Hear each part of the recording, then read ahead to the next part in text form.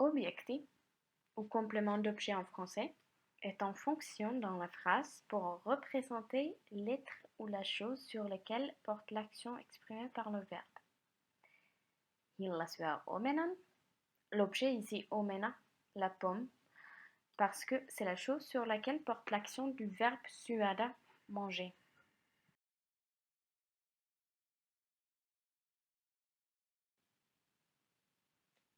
Il y a des verbes qui peuvent prendre un objet et d'autres qui ne le peuvent pas. Les verbes qui peuvent prendre un complément d'objet s'appellent transitivi verbit. Ils expriment une action effectuée par le sujet.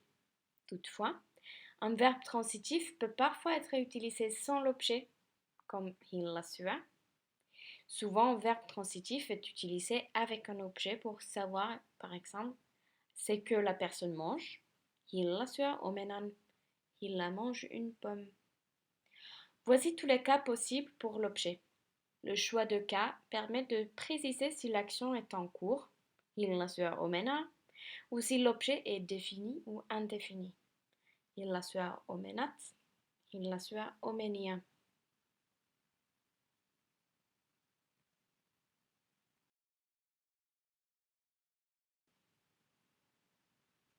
Les verbes qui n'ont jamais d'objet s'appellent intransitivi verbi, verbes intransitifs.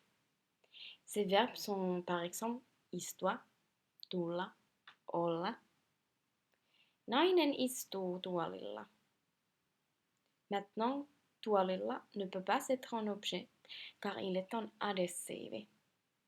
En finnois, l'objet peut être seulement génitif, partitif ou nominatif. Maintenant, nous allons voir plus en détail comment choisir le cas du complément d'objet.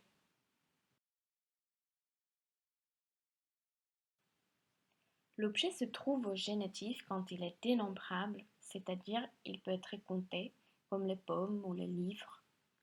On choisit génitif si le complément d'objet est un objet concret et au singulier, et quand on n'a aucune raison de choisir partitif ou nominatif.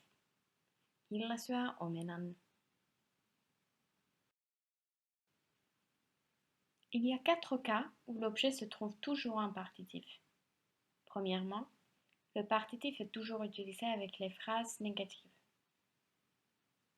Emma ei osta kirjaa. Emma n'achète pas de livre. L'objet kirja est donc en partitif. Par contre, Emma ostaa paidan. Emma achète un t-shirt. Paita est maintenant au génitif car c'est un objet dénombrable dans une phrase affirmative comme nous venons de voir auparavant. Deuxièmement, les objets qui sont indénombrables comme l'eau se trouvent au partitif. Minä juon vettä.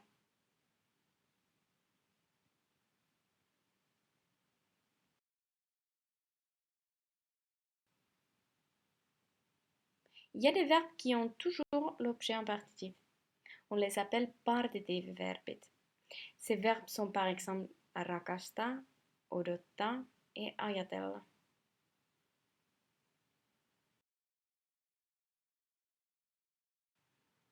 Enfin, l'objet est au partitif quand l'action exprimée par le verbe n'aboutit pas avec un résultat immédiat, mais est en cours de réalisation. Minä luen kirjaa. Je lis un livre. Cette phrase sous-entend que la personne est en train de lire le livre. Le nominatif est utilisé quand l'action du verbe se porte sur une chose définie en pluriel. Hilla syö omenat. Ce sont les pommes que Hilla va manger. Il s'agit des pommes définies. Le choix du partitif pluriel signifierait que le nombre de pommes est indéfini. Des pommes. Nominatif est également utilisé dans les phrases en impératif, même en singulier. Syö omena. Les pronoms personnels ont une forme à part dans l'objet. Si l'objet est une réponse à la question kenet, qui, il faut choisir les formes minut, sinut, hanet, meidat, teidat, heidat. Pourtant, dans les phrases négatives, aussi les pronoms personnels prennent le partitif. Minä tapaan hänet huomenna. Minä en tapaa häntä huomenna.